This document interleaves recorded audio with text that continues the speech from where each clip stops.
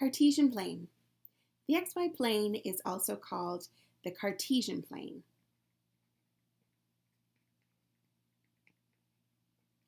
It's named after a mathematician called René Descartes.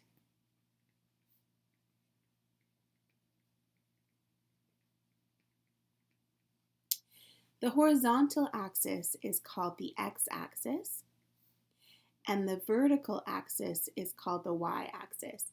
You may remember some of this from grade 9. The x-axis and the y-axis meet at the origin. It has a coordinate of 0, 0. And all points can be labeled with coordinates.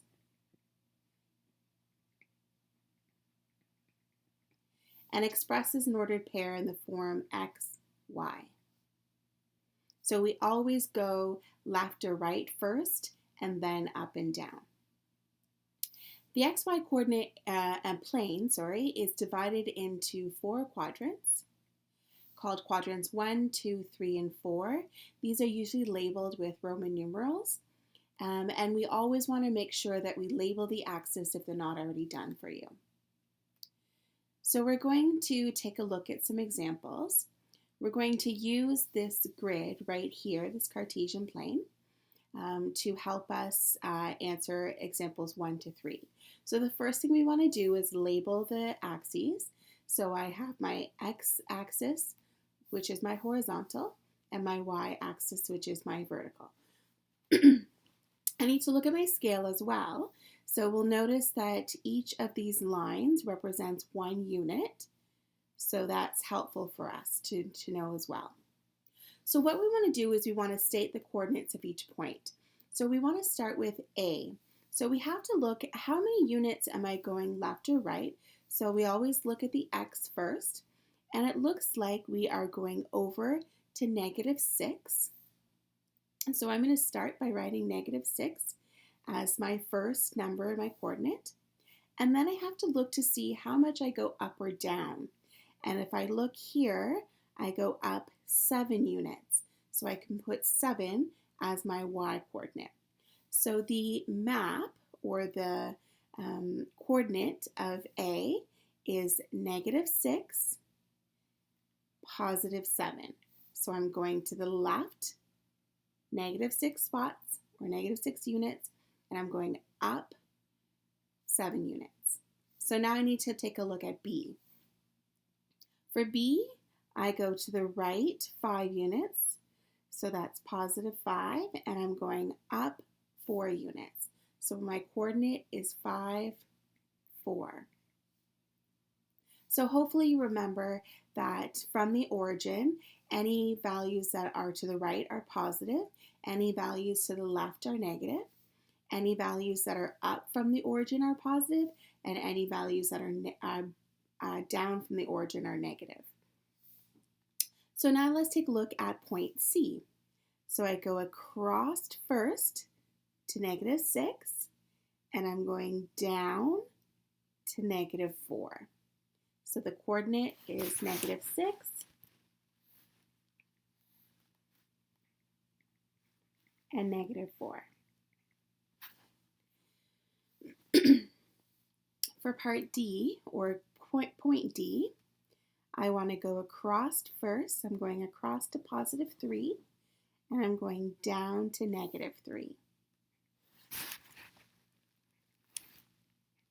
So 3 and to -3. And for coordinate E, I'll notice this lies right on my y-axis, or my vertical axis. So I'm going nowhere for my x-axis, so that stays at 0. And I'm going down to -5. So my coordinate is 0 and -5.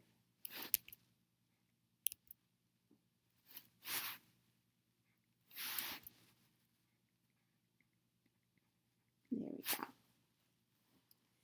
And lastly, for point F, this lies right on my x-axis. So I'm going across to 1, but I'm not going up or down. so it stays at 0. So my coordinate for F is 1, 0. So it's important that you always put your coordinates in brackets, that you separate your x coordinate and your y coordinate by commas, and you always go across first and then up or down. So the next thing we want to do is identify where each of the 4 quadrants are located. So we always start in the top right-hand quadrant. So this is quadrant 1. So when you first learned about graphing coordinates, probably in elementary school, you would have focused mainly on quadrant 1. So that is the points that are all positives, so up or down. And then we go counterclockwise. So quadrant 2 is in the left upper corner. Quadrant 3 is in the bottom left corner. And quadrant 4 is in the bottom right corner. So you'll notice I've labeled these with Roman numerals 1, 2, 3, and 4. And the last part of this example is to take a look at plotting points. So we've identified coordinates, we've identified the 4 quadrants, and now we want to practice plotting some coordinates. So we want to graph these points on the xy plane, or sometimes referred to as the coordinate plane or the Cartesian plane. And we want to label each of our points. It's important to label not only your points but your graphs when it asks you to, so that you can clearly distinguish one from the other. So we're going to start with a point 2, 3, and we're going to label this one G. So I'm going to come up to my Cartesian plane. I'm going to go across to positive 2, and I'm going to go up to positive 3. So right here would be my coordinate, and I'm going to label that G. So the next coordinate I'm plotting is 5 and negative 1. And I'm going to label that as H. So I'm going to go across to 5 and down to negative 1. And that is point H.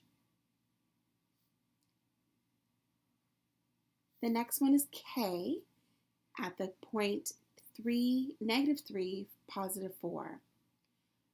So I'm going to go across to negative 3, 1, 2, 3, and I'm going to go up to positive 4.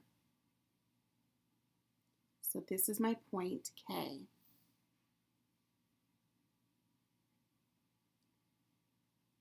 M is the point negative 3, negative 8. So I'm going to go across to negative 3, and I'm going to go down to negative 8. So this is point M. Q is the point 0, negative 3. So I'm going to stay on my y-axis, so I'm not going to go left to right, and I'm going to go down to negative 3. And that's my point Q. And the last one is R at the coordinate 7, 0. So I'm going to go across to 7, and I'm not going to go up and down. I'm going to stay right on that x-axis, and this is point P. So now that we have practiced graphing coordinates, identifying coordinates, and labeling all the 4 quadrants of my Cartesian plane, you are now ready to start to look at more of our Cartesian plane unit. So we're looking at linear relations in this unit, so everything to do with straight lines. So next we're going to take a look at slope.